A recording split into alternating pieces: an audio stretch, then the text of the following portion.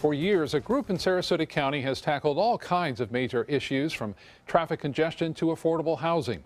This year, the organization Sarasota County Openly Plans for Excellence, or SCOPE, is focusing on helping young people. ABC 7's Kate Flexner joins us now live from Sarasota with more on what the group plans to do. Kate? Thanks, Scott. The County Commission recently approved more than $150,000 to go to this program in particular. The idea is to streamline those resources and make sure there aren't any kids falling through the cracks.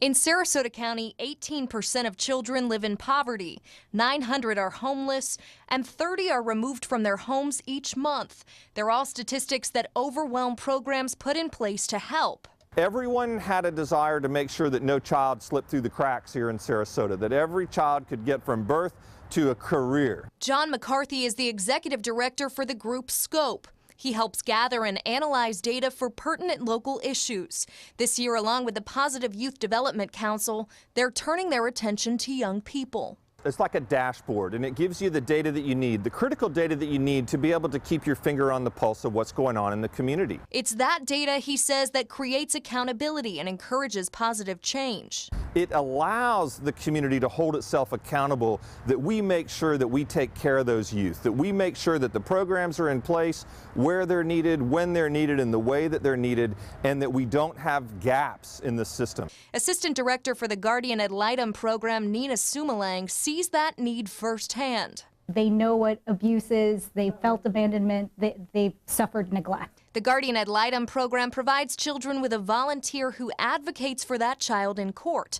And Sumalang says they struggle to provide enough volunteers, especially as the local heroin epidemic intensifies. In 2012, 92% of children in care were given volunteers. 4 years later, that number has dropped to just 82%. They're not getting any younger.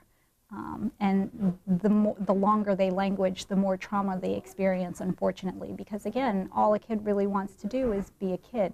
It's just one small example of a growing need for resources for young people, and McCarthy says it's a need that must be addressed. If the youth of Sarasota are successful, the community of Sarasota is successful, and that's why it's so important to us.